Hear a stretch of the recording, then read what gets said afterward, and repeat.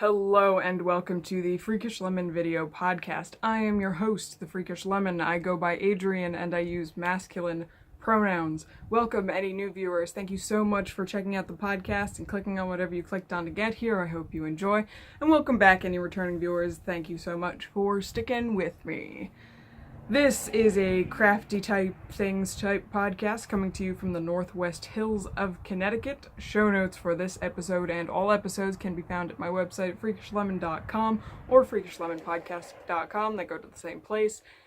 And we have a group on Ravelry. Just search Freakish Lemon in the groups tab and you will find us. If you would like, you can follow me as Freakish Lemon at all the fun places like Twitter, Tumblr, Instagram, and Ravelry. And all the links to all those things will be in the down bar here on YouTube or somewhere around here if you're watching this somewhere else. If you are here on YouTube and you want to follow along with what I'm doing, hit that little subscribe button and YouTube will tell you when I post a new video. Intro complete. I am filming this on Sunday, July 9th, 2017, and as you can see, we are back in my bedroom. I had filmed an episode last night. I looked at the footage this morning, and it was incoherent and nonsensical. I'm pretty sure I started dissociating somewhere in the middle of it, and nothing was making sense coming out of my mouth. That leads us into podcast stuff. It's not a bullet point in my notes, but I am gonna go back to filming in here during the daytime, with the door closed, rather than try to force myself to film late at night and end up having to redo the podcast again. That's no fun. Like, setting up for the podcast at this time, which is 1:30 in the afternoon on a Sunday, I feel energized. I feel like ready to talk to this camera for an hour and a half and 2 hours, whatever. But like as soon as I start filming at nighttime, I just feel drained, and then I feel drained the next morning. I did not even move until 11 o'clock this morning, and I'm a morning person, so that's not good. So we're coming back to filming in here. So don't really get to see the craft room unless there's nobody else in the house during the day, which is rare. There's a lot of us in this house. But yeah, gonna start filming in here again. So you can see all this stuff instead of the other stuff. I think that was it. So the rest of the podcast stuff that I have bullet pointed. Blanket Make-Along 2017, please ignore the lawnmower outside. I don't know what the neighbor thinks he's mowing. His grass is never longer than an inch. Stop. Blanket Make-Along 2017, it started January 1st, it's running till December 31st. Work on a blanket, post in the group, talk about the blankets that you're making. Any craft. You could start it this year, you could have started it 10 years ago, and you're working on it now. Doesn't matter if you're working on a blanket, come join us, talk about blanket making. Many of us have at least one blanket on the go, and they take forever. So encouragement is awesome. And if you want to post on social media and want to be searchable in relation to this make-along, hashtag 2017blanket, MAL, is the hashtag to use. I'm doing quarterly prizes for this make-along, if you don't know that, and even though it's July, I hadn't drawn for the second quarter prize because of stuff going on. So, second quarter prizes. First prize we're going to give away is the digital prize, which is a Ravelry pattern of the winner's choice, up to $10 US, donated by Row Millet, which is fantastic, and wow. You don't have that much yard, dude. I don't know. Kill lawn culture, okay? Kill it with fire. Not fire. Kill it with freaking clover and low-lying regional plants. And you don't have to mow it. Okay. I previously pulled the winners because I had tried to film this last night using random.org. So digital prize is going to post number 38, which is Finers 4. Megan, congratulations, Megan. You got a pattern. Shoot me a message on Ravelry telling me that you won the digital pattern. And I will get you in contact with the pattern give-e. And the physical prize, which is in this bag, there's a couple little odds and ends that I didn't show on the last podcast in here, but the main prize is this skein of Groovy Hues fibers, 75-25 superwash merino nylon in I've Got Batik and My Belfry from the donation package from Sherry, and this sock-sized drawstring project bag that has constellation fabric, oh the glare on the plastic, and these stitch markers are from Shayna from Fate's Thread on Etsy, and there's a couple of little other things in here. The motorcycles are out. Is it really necessary to bring out the leaf blower to blow your lawn clippings into the road? Is that strictly necessary? Just leave the grass where it is. It will feed the other grass and make your lawn fine. Chill out, dude. It's just grass. I bet you if I wasn't filming, he would not be doing that today. Anyway, this is the physical prize package, and this is going to post number 279, Philippa MC, who is Philippa. Congratulations, Philippa. Shoot me a message on Ravelry and get me your mailing address, and I will get this package out to you. I can only get to the post office on Saturdays, so it will be around the Saturday after you let me know what your address is.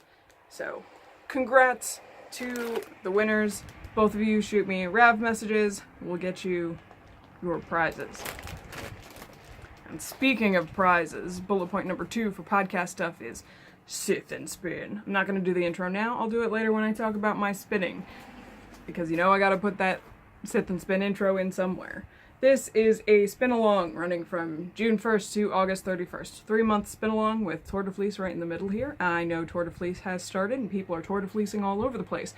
So in order to enter into Sith and Spin, you have to spin and Star Wars.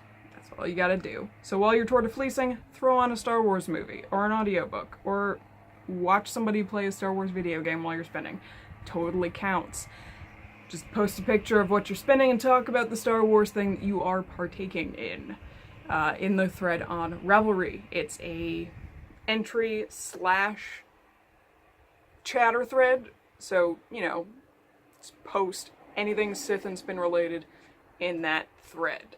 And today I'm going to announce what the prizes are going to be at the end of this spin along. 3 prizes, same as last year, and I'm very excited to have them all together. I will be taking pictures of these and posting them in the thread so you can see them. Motorcycles.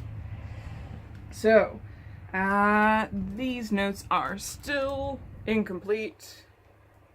Meant to do this before I started filming, but the internet is currently not working, so I don't have the record of who actually sent this. This might have been in the package from Sherry, but I'd need to double check.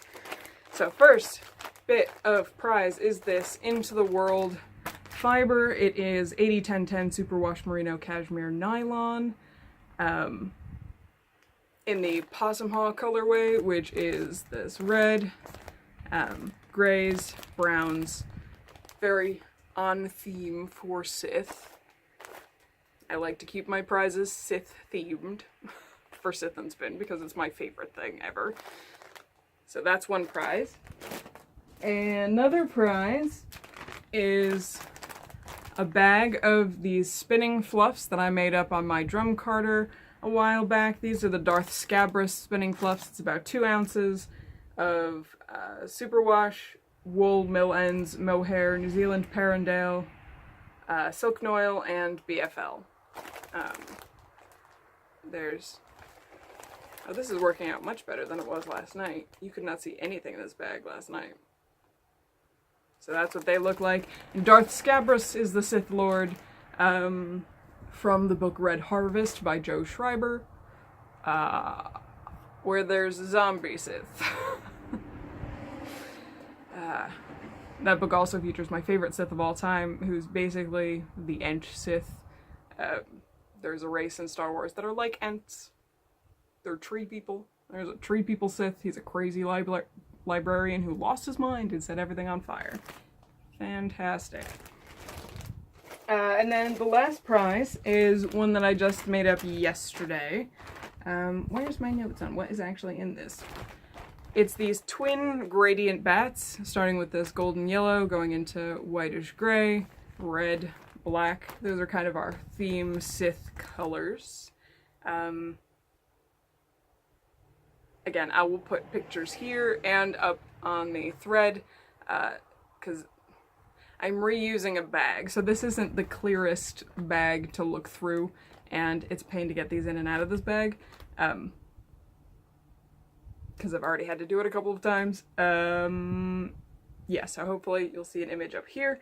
And what is in these bats is some Cotswold, Merino, BFL, some local Connecticut wool that's kind of mixed wool, carbonized bamboo, tencel, and a little bit of Angelina.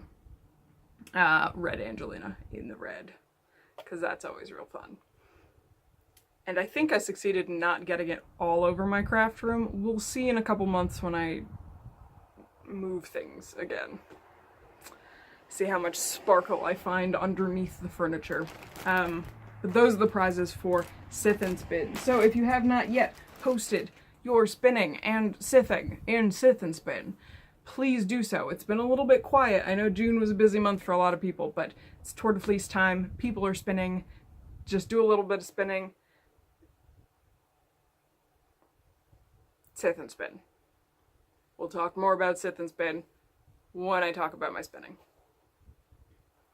So just quickly, a little bit of life stuff before we get into the meat of the crafting. Hands, 3 weeks ago, pretty sure it was a combination of intense movie knitting during Wonder Woman and then 2 days of spinning where I didn't take breaks and was not listening to my body when it was like, please, everything hurts, stop spinning, and instead just changed the positions of my hands and worked muscles weirdly in places where my hands don't usually work consistently, and they were not happy with me. They were not happy. Something in both of my hands, like in like the heel of my hand and a little bit here and up the thumbs and into the wrist, something was inflamed because whenever I moved my wrists it was hurting. This wrist has not stopped cracking since, so I did something to my hands. So my hands were kind of on hand rest for a good week and a half. I didn't do any knitting except for very painstakingly, one row at a time, a swatch on large needles, because it wasn't happy. They're still not 100%. I'm not back up to my usual level of activity, but they are feeling much better. It doesn't hurt when I hold sock needles, because I knit my socks on US Zeros, which are very small.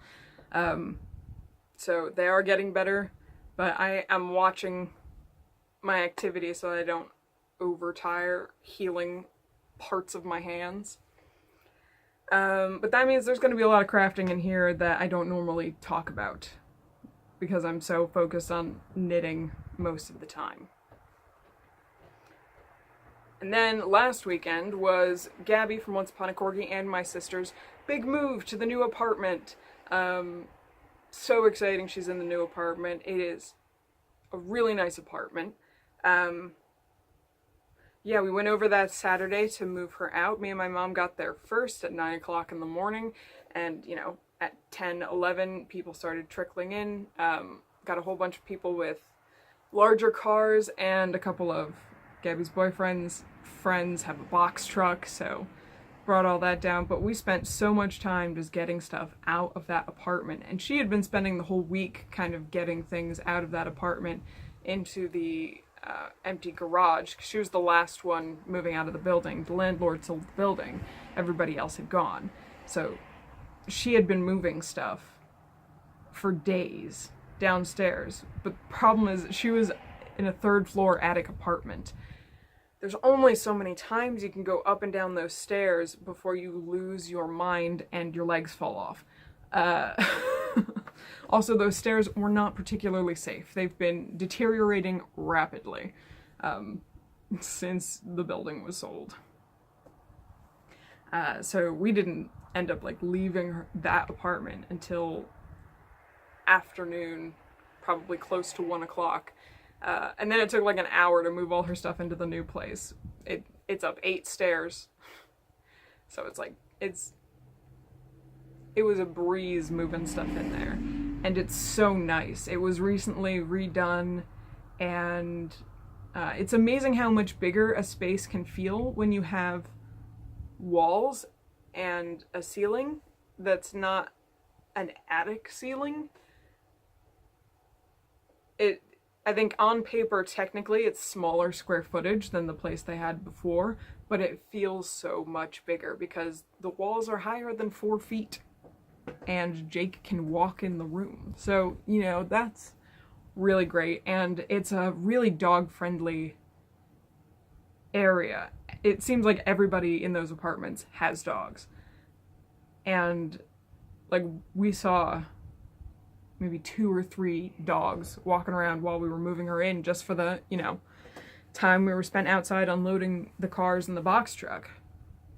And my parents have gone down a couple times to swap cars or help her unpack stuff. And there's always a bunch of dogs walking around down there. So that's really great that they're moved into a place where people are not going to be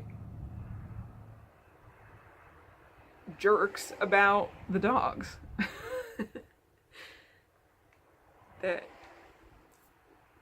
That's really, really great. I'm really happy for them.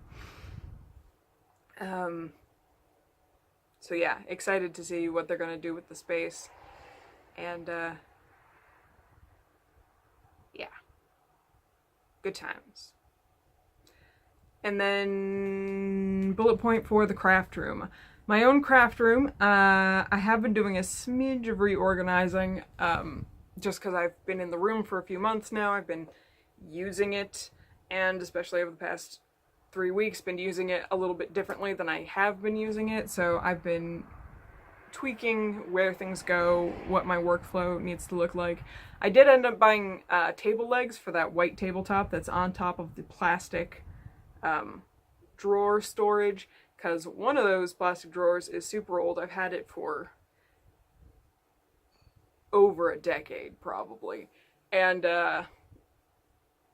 winding the ball winder on that table was making that side real wobbly. So I ordered some legs from IKEA and put some legs on that table. And I also stole this like kitchen island cart thing that Gabby had in the old apartment, and there wasn't any room for it in the new apartment, and she was planning on getting rid of it, but it ended up in the car coming back to our house because we're storing some other big furniture that doesn't fit in that apartment. So it's mine now. I stole it. If I remember, I'll throw a picture up here, and I've turned it into my fiber prep station. So my drum carder is on it, my combs are in it, my bins of weird fibers like the tencel and the bamboo and the Angelina and the nylon for texture bats are all in there. My blending board is down there. So it's just a nice little fiber station. This way, when it's drum carding time and I want to play with fiber, I can just scoot that out into the middle of the floor and then, you know, cover the tables with whatever fiber I'm playing with. So first time I used it was yesterday making those bats, and it was so handy just to have a standalone spot for that thing that's comfortable that I can stand there and just turn that crank to drum card it. I don't have to bend over. It's, you know, countertop height, so it's comfortable reaching arm distance when you're standing. Very, very cool. But yeah, so you might see a little bit of changes in that craft room if you follow me on Instagram and stuff. I'm kicking the power cord that everything is plugged into right now. Oh boy. So that's enough jabbering on about everything else in the universe. Let's start talking about craft stuff, and we always start with the knitting. First thing on the agenda for the knitting, I frogged a project. What project did I frog, you ask? It's, if you're new, if you've been watching the podcast since anytime after October, you've literally never seen this project before. I worked on it the last 3 days in October, and I think since then I've put on 2 rows of this shawl. It was a 3-color cashmere shawl by, I think that's by Hohi Locatelli. I'm not entirely sure, and I forgot to update my show notes. And currently the router's not playing well with the internet. It says it's connected, but nothing's working. But I was knitting this in Legacy Fiber Arts, some of their first hand-dyed yarn in the Weenie Sanderson, Mary Sanderson, and Spellbook colorways. But I've clearly not worked on it, and I'm not going to slog through that shawl if I'm not having a good time with it. So I reskeined the skeins, except for a couple of little minis, because it's striped at the beginning, so those first 2 stripes, I'm just going to throw those in a scrap blanket and find something else to do with those 3 shawls, those 3 skeins of yarn. Probably another shawl at some point, but I just wasn't, it wasn't singing to me, it needed to go. I have 1 finished object, just the one, because I couldn't knit. This was finished like just after I filmed the last episode, the last real episode, not the yarn crawl episode. And these are my Boba Fett socks. I think I had half of a heel left to do last time I showed you these. So these are done. Huzzah. Technically, these are for my 2017 box of socks, which is a knit-along hosted by Kristen of Wool and Vine Yarns and the Yarngasm podcast. But I don't think that that's going to happen this year, which is really sad because the box that I made is the greatest thing on the planet. It's my lock screen and it haunts my dreams at night. But I don't think it's going to happen, which is very sad because I have all this Star Wars self-striping from Mustache Yarns. I think I already mentioned that I knit all my socks on US Zeros. It was knit on US Zeros. And I wanted to do them all by the end of the year, but I don't think that's going to happen. I've been consistently 1 pair of socks behind. I think this is sock pair number 5. So playing catch up is just not on the cards right now. It makes me very sad. But I'm happy to have finished socks, and I'm going to continue saving up the socks. Just in case I manage to squeak by at the last minute. But I'm not expecting to do it, which is sad. But if my mom completes all 12 pairs of her socks, we're going to combine an entry with my box and her socks. Just so, you know, my mom can show off the 12 pairs of socks that she's making, because she is really determined to do that, and she's not a fast knitter. And I really love the box that I made. It'll haunt your dreams forever. But yeah, those are my finished pair of socks. And like I said, knitting took a big break, so I didn't really do terribly much. I did put a couple of rows on my Jin Urso socks last weekend, while my mom was driving down to Gabri's apartment to help her move. So I probably put in like 1.5 inches on this sock. Again, Mustache Yarns, size 0 needles, vanilla sock.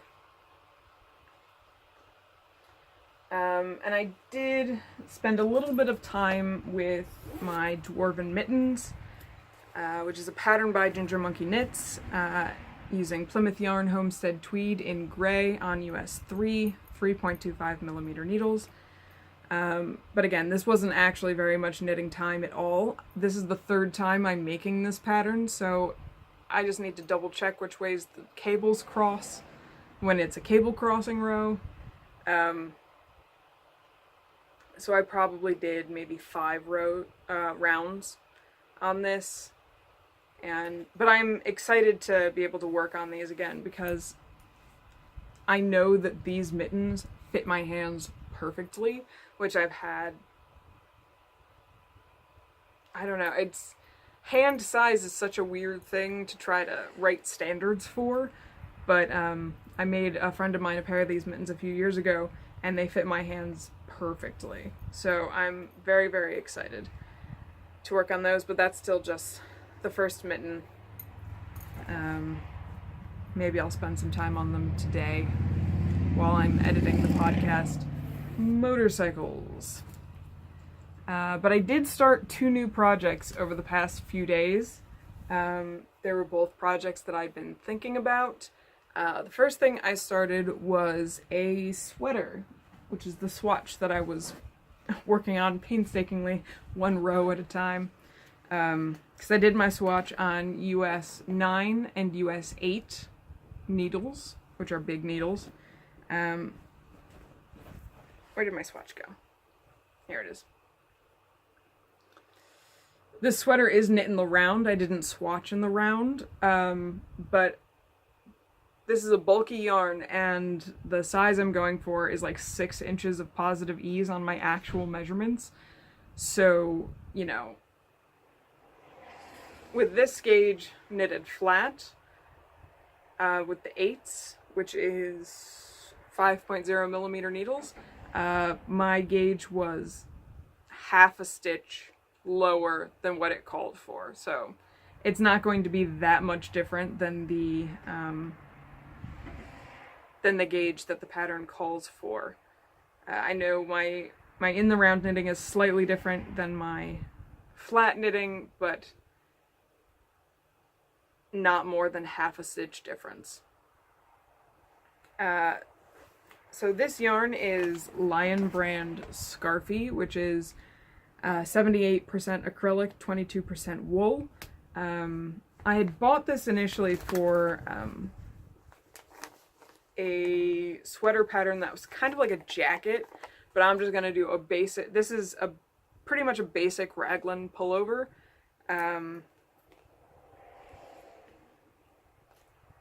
After my last sweater, which was the Redford sweater by Julie Hoover, and I completely sized it wrong. It was way too small. I wore it on Rhinebeck Saturday, but I never wore it again after that because it just made me feel uncomfortable. And Rhinebeck is enough of a sensory overload that I just could not feel anything other than, oh my god, so much Rhinebeck. So that sweater now lives with Gabby.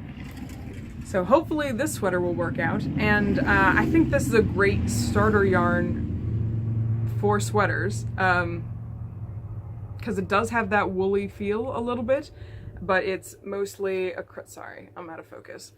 But it's mostly acrylic, so it's not going to change very much when you wash it. Pretty much what you knit is what you get, which is fantastic. Also, these skeins are giant skeins.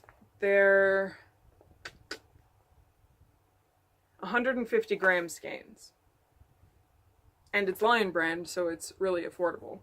I'm alternating skeins with this so that I get kind of a marled gradient, and to make the stripes or the gradient fade over more rows, especially in the body of the sweater where it's going to be bigger than just up here.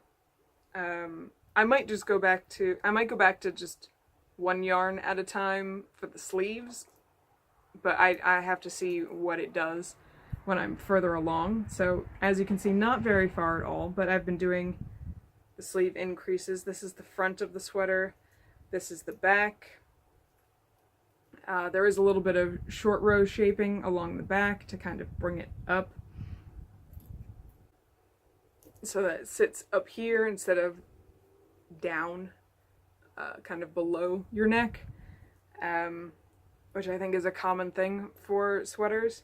I did goof on some of it. I don't think you'll be able to tell, but there is a section in the short rows where you increase some stitches, and you space them out with normal stockinette stitches, and I kind of just put them all in a row because I wasn't paying attention, but I did it the same on both sides of the center, so hopefully that'll be fine. It'll probably be fine. This is going to be a big oversized sweater.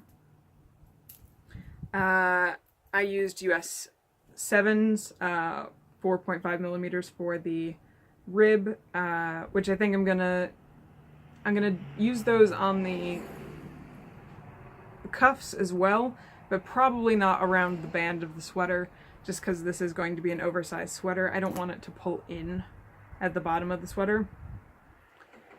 And then US 8 5mm needles for the rest of this. And I'm using my Chiaogu interchangeable needles for this. It's in my Star Wars duffel bag because these are big skeins and I have 6 of them. So giant. And then the other day I started a shawl because I had frogged the 3-color cashmere shawl.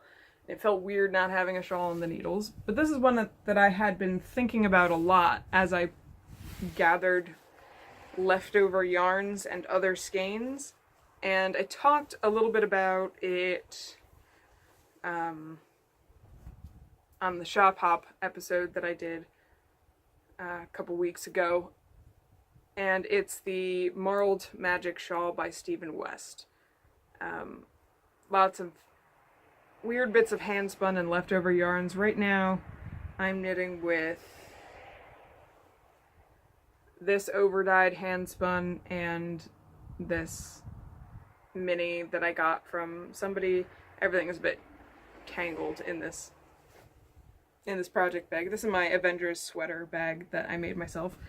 So I haven't gotten very far, but I've already been playing with the colors. I did the first couple rows holding together the hand spun and my Quince & Co, and you just kind of lost the good things about both yarns, so then I just switched, and I'm just going to be playing around with what colors I like where.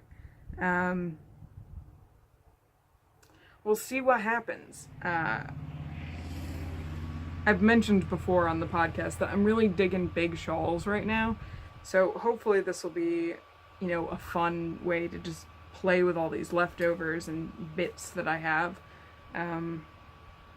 without overwhelming myself in blankets. I'm using a US 6 4mm needle, and these are my interchangeables as well. I got some new cords, so I can do a whole bunch of things with my interchangeables now. So they just don't come with enough cords. And that's it for knitting. I have one thing to talk about in crochet stuff. And if you've been following my Instagram, you know exactly what I'm going to show you right now because I've been posting about it. I finished my half double crochet blanket. This weighs as much as a small child. It's so much wool. I'm going to put up a picture here of what it looks like. It covers the floor of my craft room. In the space between all the tables, it covers the floor. I haven't actually compared it to the size bed that I made it for, because I made it to be like a full / queen size thing, planning for the future, for when I eventually move out of my parents' house, and I've been calling it my grown-up bed. So right now, you know, this is my childhood bedroom. I sleep on a twin. There's no room for a full-size bed in this room with the furniture that I have in here, so it's just not gonna work. But this is for my future bed. And it's so big, I'm not gonna unfold it here on the podcast, just show you the picture, but if you're unfamiliar with this blanket, I used a US H 5mm hook for it. Everything is in half double crochets, which is the US term. It's a half treble for UK terms. There's 3 panels. Each panel is 80 stitches wide, and as long as I wanted it to be, I did 2 rows of border on each of the vertical sides of the panels, so that would make it easier to seam them up. I seamed them up with a slip stitch, and then I did 2 rows of a border around the whole thing. And I have to say that this is one of my favorite things that I've ever finished. I would just like to build a small cave out of it and live there, in a comfy woolly hermitage. That would be wonderful. And I have to say thank you so much to everybody who contributed to this blanket, because when I started it, I quickly realized that I did not actually have enough worsted weight scraps and weird hand-spun bits to complete a blanket's worth of blanket. And when I put out the call for leftovers, a bunch of you stepped up and sent me stuff, and thank you so much. That makes this blanket so special, and I used practically all of it. The stuff I didn't use, like, I could hold in my hands. I used almost all of everything that everybody sent me, and it filled that duffel bag. So that gives you an idea of how heavy this is. I mean, look at this thing. It's amazing. I'm so thrilled with it. It makes me so sad that I have to pack it away because it's July, and I'm kind of sticking to it a little bit because it's hot and kind of gross right now. But I'm so glad that I have it, and it's done, and it's wonderful, and it's everything I could have hoped for. And let's see if I can toss this onto my bed without knocking over the light that's right here. There we go. Made it. And that brings us on to fiber stuff, which means sith and spin.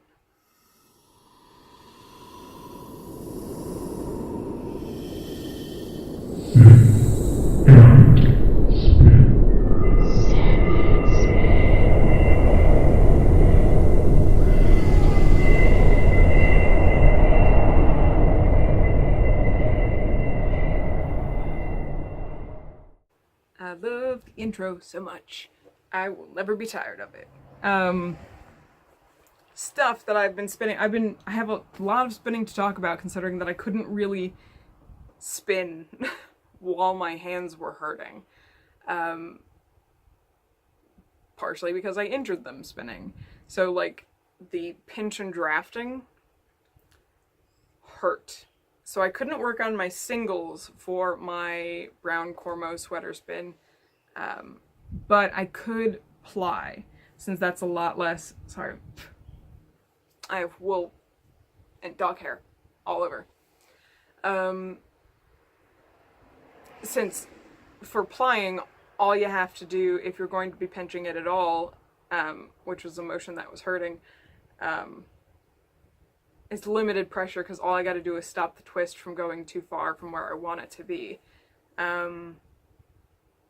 So I wasn't really putting any pressure on those muscles or tendons or whatever I'd done to myself while I was spinning. And also, since it was just stopping twist, I could instead feed the singles through different fingers and just kind of do a little bit of weird spinning, but it felt good to be touching fiber, even though I couldn't really actively add to the singles I had. But I was able to ply this much brown Cormo, and it's after I finished the second one that I now feel confident that I have enough fiber for my sweater. Because this is a heavy worsted Aran weight, maybe. I think the last tag said Aran weight. That feels right in my brain. And it's a 3-ply. So I had started this sweater spin as part of the Legacy Fiber Arts sweater spin spin along, but everybody else was doing 2-ply yarns, so their estimates for the amount of fiber that they needed was going to be very different from the estimates of fiber that I needed. So I just kind of went a little crazy and got as much as I could. But now I'm feeling confident that I will have enough for a sweater, which is great. I still have a lot to spin, and I don't think this is going to make it as my Rhinebeck sweater for this year, which is why I started the other sweater, just because I do have so much to spin, and there's only so much you can make your brain engage with brown. Just straight brown for days and days and days and days and days and days, for months even. So I do hit slow points where I don't spin as much of the Cormo as my self-imposed deadlines say I should, but I'm just loving this yarn so much, and I can't wait to knit with it. It's so bouncy and round and delightful. And can I tell you how much I love the spin dryer? Because I finished one of these on Thursday and one of these yesterday, and I don't know which one it was because they're both dry. The first skein that I'd finished of this took a week to dry. That spin dryer is amazing. If you ever have the opportunity to try one, try it out. That guy was not. He was making other noises down the road on that motorcycle. Oh boy. It's gonna be an episode filled with noises. But anyway, yes. So they're both dry and they're amazing, and I'm so excited about it. But that's not all the spinning I did, because I've been able to spin this past week.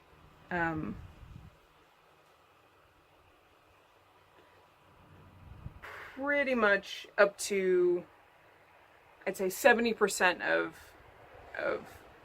spinning capability with my hands this week. So I've got some other stuff that I spun. After I finished the second skein of that brown Cormo, I did this, which is what I'm calling a spinner's version of a magic cake. I had some leftover singles from some previous projects that had just been sitting around. So I used an Andean ply bracelet for each of the singles, spun it back on itself for a 2-ply yarn, and just added each of the singles to the end of, or added each of the leftovers to the end of the last yarn. So this yarn goes this green, these pinky purples, and then, where are you? These pinks, these blues, and then there's a tiny smidge of this undyed Masham that I had left. And this will be going into one of my many scrap blankets. Probably my corner-to-corner crochet blanket, because that green is kind of long, so I might reverse the colors so that the green will go in some longer rows for my corner-to-corner crochet blanket. And I also finished a bobbin of the mystery fleece on the hitchhiker wheel. Yep, that's about 2 bats, 1 3/4 bats of the mystery fleece. It is so much easier to spin these bats than the previous bats. Really taking the time to pick out the good locks out of those fleeces is really helping me now that I'm spinning it. So I'm very pleased with how easy this was to spin. And I'm very pleased that it won't be a slog to get through the rest of the mystery fleece, since it's been prepped well. And then one more little bit. After I made the gradient bats, there's always some stuff left over on the drum carder.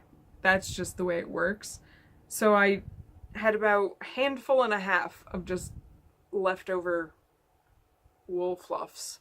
So I drop spindled them on my Turtle-Made Turkish spindle and made this little mini. There we go. So that'll be going into a scrap blanket once I, wash it, set it, and everything. So that's cool. Which is gonna bring us to sewing stuff, which is a big segment this week because while I couldn't knit, I did a lot of sewing.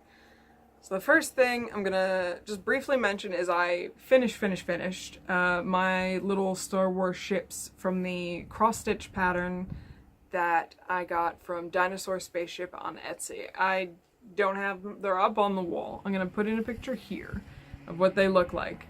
But you saw what they looked like finished on the actual fabric. I just cut them out, I put them in hoops. I took some fabric glue and I just glued the edges to the inside of the hoop. Just because it's going on the wall and they're tiny little spaceships. And they make me so happy up there. I'm so thrilled with them. But since I finished those and I was still feeling the cross-stitch bug and I could cross-stitch without hurting my hands, less wrist movement, I pulled out my Orabesh sampler, which is a pattern from Ad Leones on Etsy. And I had done this border and then everything up to this Q previously. So I finished out the gray letters, I did this, and I'm starting the next line of letters down here. I'm basically just gonna work until here and then shift over either down or over to continue working the pattern. And I think this one, when it's done, I'm going to, I think I'm gonna go get this one framed instead of doing it myself. I've framed cross-stitch projects myself before, but not very well. And the two that I finished that I've framed were holiday ones, so they're only up at a month at a time. So it's not that big of a deal, but this is gonna be up forever. So I'm thinking I'm gonna bring it to Michael's and have it framed when I finish it. Because I saw Candace from the Pin Feathers and Pearls podcast got her cross-stitch frame back from Michael's and it looks so good, so I think I'm gonna do that. What else? Trying to find places to put things because there's no table here. Just my little tray tables. What's next? The Hawkeye quilt. Well, firstly, I had this spare square that I had already quilted, so I wasn't going to rip it out, so I just put a border on it. Huzzah. I don't know where this is going to go, what it's going to do. Is it going to be a mug rug? Is it just going to go on the wall somewhere? I don't know, but it's finished. But I did actually finish the Hawkeye quilt. The Hawkeye quilt started, I think, February 2015. When I was reading Matt Fraction's run of Hawkeye, which is an incredible comic book series. This is Hawkeye from the Avengers, from Marvel Comics. I love both of the Hawkeyes. They're hilarious disasters. And this was originally planned as a big quilt, but halfway through the process I was like, what am I doing? I'm not gonna use a giant Hawkeye quilt. So I made it into a wall hanging. I still have pieced squares. They will end up in other probably scrap quilts at some point. This is the final quilt. It's a quilt as you go quilt, so it has sashing connecting each of these quilted pieces together, which involved a lot of hand sewing on the back, but it was easy to recognize. I was conscious of what my hands were doing, so I was holding the needle in such a way that it wasn't hurting my hands, and I was taking frequent breaks. So I was able to put in a lot of time by just like stopping, working on it for 10 minutes, walking away, doing something else, coming back, 10 minutes. Which for sewing, if you have a space where you can just leave stuff out, is super great. You get a lot done that way. So this is it. It's 3 wide, 4 deep. And in order to hang it, what I did was I put these little corners over here. This is just a 3-inch square that I folded in half, pressed it, did a little seam to make it nice, and put it in there when I did the binding. I'm going to get a wooden dowel that's this wide, or cut it down to this size, and I'm thinking that'll work nicely to prop it up, hang it on the wall. If I need to secure this any more to the dowel, I'll just take needle and thread and do a little bit of like whip stitching around the dowel towards the middle, hang it in there, because then I can just pull that stitching out if I want to just use this as a lap blanket, because it's lap blanket size. It's bigger than I thought it would be. But that's very exciting that I finished that. And because I've now got quilting on the brain, and it's summertime, so sometimes wool is not the best thing to be touching, especially since my skin hates everything on the planet. I've started doing work on my Halloween quilt again, and that's something that I haven't talked about in a long time. Sorry, just lost track of what I was doing just then. Yes, I haven't talked about my Halloween quilt in a long time, because it's been kind of a pull it out once a month, do some work on it, put it away. Oh, I forgot to grab the book. But it's a pattern of squares and 9 patches from the book The Weekend Quilter, which is a Reader's Digest book. If you can find a copy of that and you're interested in getting started quilting, totally recommend it. I would first do a basic quilt, a la Jacqueline Salem's quilt along that she finished up recently, with basic sewing squares together quilt. But once you do one of those, this book, The Weekend Quilter, has a lot of really fun quilts that look complex, but they kind of break it down into easy steps. So you build skills as a quilter. So this, you can see it's got these squares and these 9 patches. And all the quilts in that book are about twin sized. And they tell you exactly how much yardage and everything you need. So that's freaking great. So this is my Halloween quilt, and I'm hand quilting this. And I've redone the hand quilting for these squares like 3 or 4 times. I've hit a point. I ripped out a whole bunch today and decided what I was doing wasn't working, because what I was doing was diagonals, but they were like a 1/2 inch apart, and there was so much quilting to be done in each square that I wasn't getting anything done on it. I wasn't making any progress.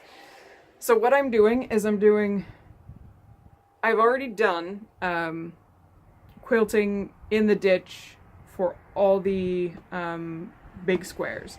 So around each of these, I just laid it out on the floor one weekend a few months back, and from the middle out, you know, just went down all the verticals, went across all the horizontals.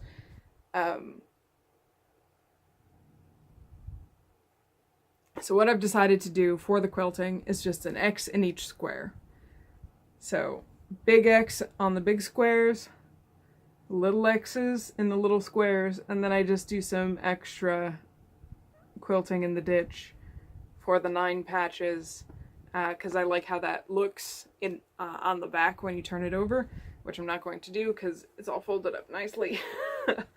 But I am making some progress on this, and I'm hoping I'll finish it within the next month or so, because it's summertime. And it's a lot easier to work with quilting cotton and cotton batting than it is to work with wool sometimes in the summer, especially when you hit humid days and everything is sticky. Except for quilted cotton. Quilting cotton doesn't get stuck to me when I'm sweaty and gross and it's 100 degrees. So yeah, working on this. And because I'm now doing simple X's, I'm making a lot of progress really quickly. Since I have a lot of practice hand quilting under my belt now, even though I've ripped a bunch of it out of this quilt. I just need to finish it. I just need to stop focusing so much on the hand quilting and just do it. So I'm making it real easy on myself. And that's it for sewing stuff. There's a lot of sewing stuff in comparison to what I normally post. I do have a couple of new things, but not too much. I did get some stuff from Gabby. She was destashing some stuff for the move. And she had a whole bunch of silk hankies that somebody sent to her in one of those packages that people send to podcasters saying you can keep some of this or give it away or whatever, just have some things. So she had a whole bunch of these silk hankies dyed by hedgehog fibers. She threw 3 of these packages at me. We got there to help her move. She's like, take them. Okay. I had said previously that I was not thrilled with spinning with them. I liked the finished product, but I think I was drafting them inefficiently. I've looked up some other methods for drafting silk hankies, and I'm excited to try some of the things that I've found. I think these are all going to go together.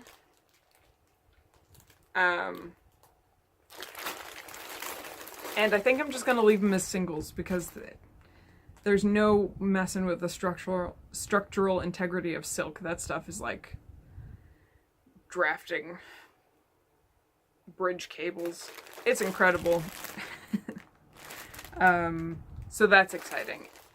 Excited to play with those at some point.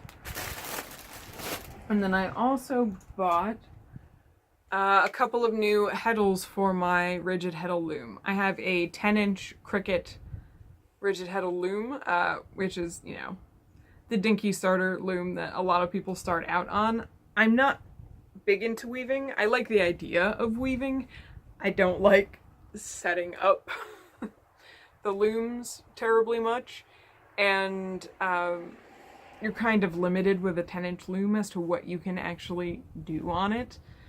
But I saw a tutorial recently of a method to basically weave twice the width of a piece of fabric than what your normal straight warping is going to do.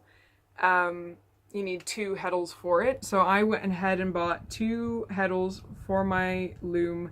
I don't remember. 12 dent?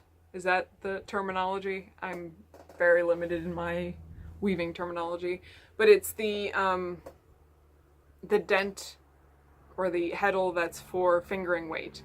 I only had the one heddle that was sized for worsted weight yarn, and I want to just, you know, have a lot of fingering weight yarn. Some of it would make really neat fabric, I think. So I'm gonna try the method to make twice the width, so it would be a 20-inch piece of fabric wide. I think that would be more usable, especially now that I'm into sewing things again. So that will be interesting to play with. I'm excited about it. And that's the end of the craft stuff. So here's some other stuff. Stuff I'm watching. I wanted to mention a documentary that I saw recently called A Place in the Middle. Here's the summary. 11-year-old Ho'onani dreams of leading the hula troupe at her inner-city Honolulu school. The only trouble is the group is just for boys. She's fortunate that her teacher understands firsthand what it's like to be in the middle, the Hawaiian tradition of embracing both male and female spirit. Together they set out to prove that what matters most is what's in your heart. And it's a really interesting little documentary. It's not a long one. It's maybe an hour long. But it's a cool look into Hawaiian culture in the modern day, and kind of cultural gender representation. It's really neat. There'll be a link in the show notes if you want to watch it, because you can watch it for free on the website that's set up for it. I've also been watching American Gods on Starz, which I am thrilled with.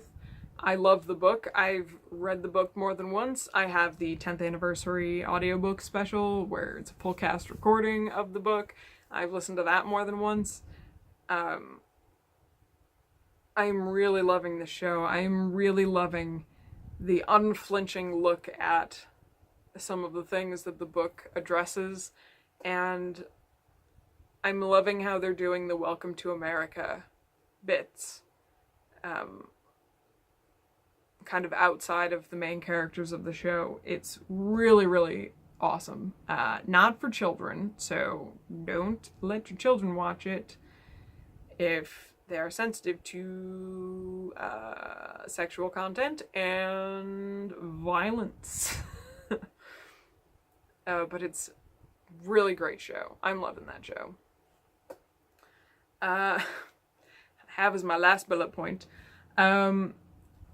Kesha, the pop singer, released a new single on Thursday and a new music video to go with that single. And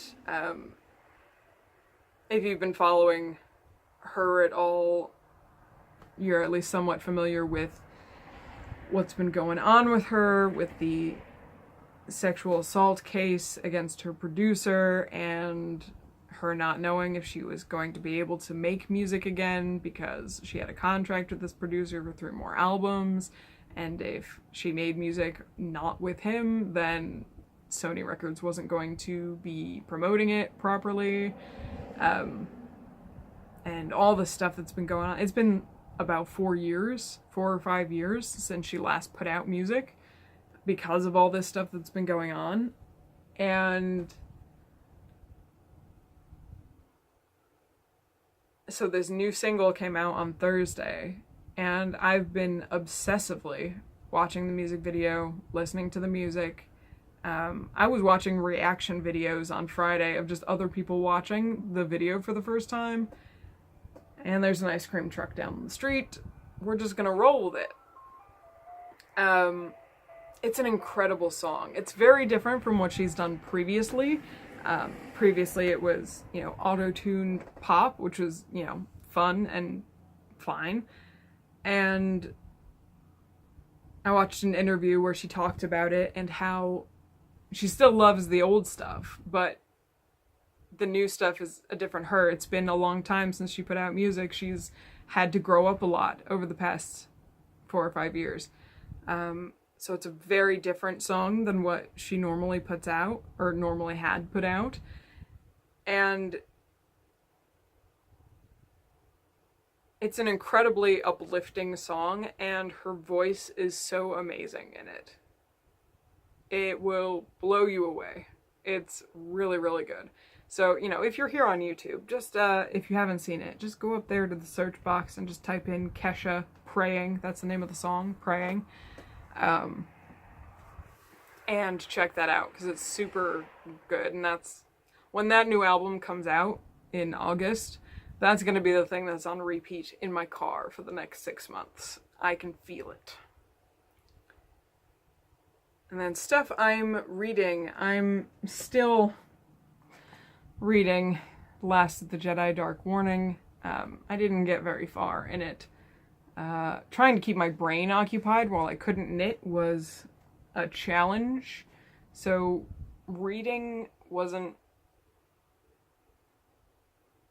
my best activity to keep my brain occupied. Not actual books. I read a lot of fanfic, but that's kind of me all the time. But it was hard to concentrate on books because that bit in the back of my brain was like, but you could be doing something else. You could be doing something else. You haven't been doing anything else for a week and a half. Calm down, brain. I did end up reading Knit One Girl Two by Shira Glassman. It's a pretty short book, but it's cute. I promoted this one on, or I talked about it briefly on Instagram when I pre-ordered it, but it's about a girl who's a Jewish lesbian yarn dyer who falls in love with a Jewish lesbian artist, and they collaborate on a yarn club, and it's cute. I mean, it's just cute, feel-good fiction. And it's short. I think I read it in an hour and a half, 2 hours. It's just cute. And, you know, we're all knitters. Could be relevant to your interests. I recommend it. It's just cute. And then, of course, some audiobooks for Sith and Spin. I listened to Tarkin by James Luceno, narrated by Ewan Morton, who does a very good Tarkin voice. That's a good book. It handled the subject matter well, because Tarkin is not a villain that you can redeem. He's not a good man. And they never try to make him a good man. They never try to... There's no sympathy building for him, which a lot of, like, villain background stories, you know, depending on why they became the villain of the story,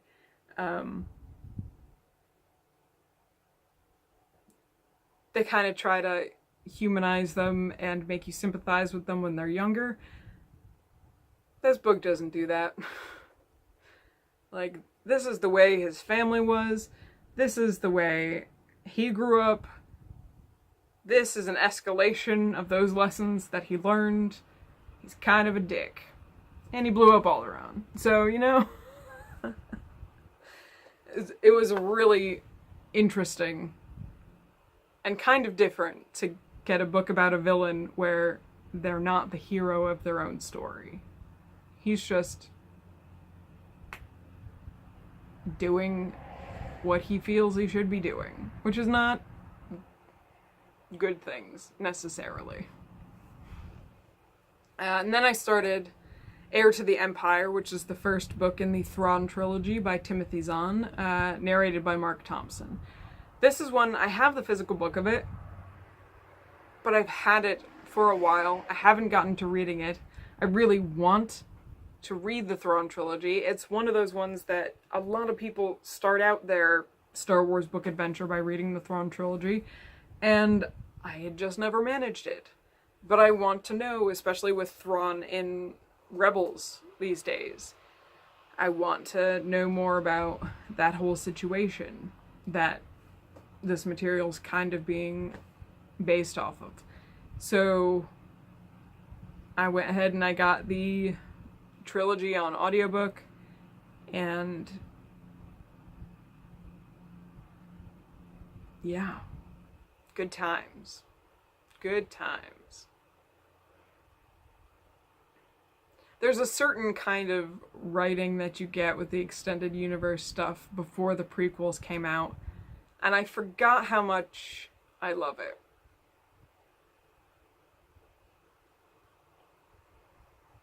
It's just, I love Star Wars. Let's leave it at that. So then, fanfic recommendation of this episode. I did what I said I was going to do last time, and I picked not a Star Wars fanfic. Huzzah! This is a fic called Hands of Clay by Malachi. It is a Marvel Comics alternate universe fanfic, and here's the summary. James Barnes leads a busy life as a single working father in New York, but when his childhood best friend Steve Rogers falls back into his life, James will have to relearn what love, friendship, and family are really all about. It's an alternate universe because they're not superheroes, they're just regular schmoes. So, the Winter Soldier and Captain America are just regular guys, and James Barnes is kind of the focus of this fic. He's the character that we're really following, and he's a combat veteran who lost his arm. He's a single father of an adopted daughter, and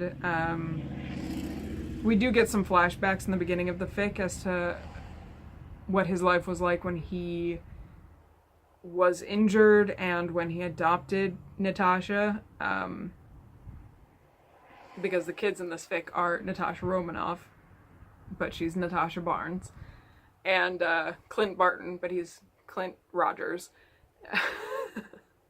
And it's basically about James Barnes having to deal with an upheaval in his life. It's not a bad thing, but it's very different when he reconnects with Steve Rogers, who he had been estranged from for a long time.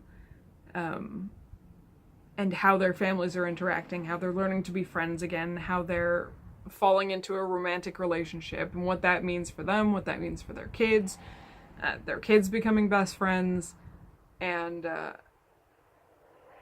it's a really good fic, and it gets bonus points because this author writes children really well. Sometimes children in fiction are just, they're either too babied down or like they're just not,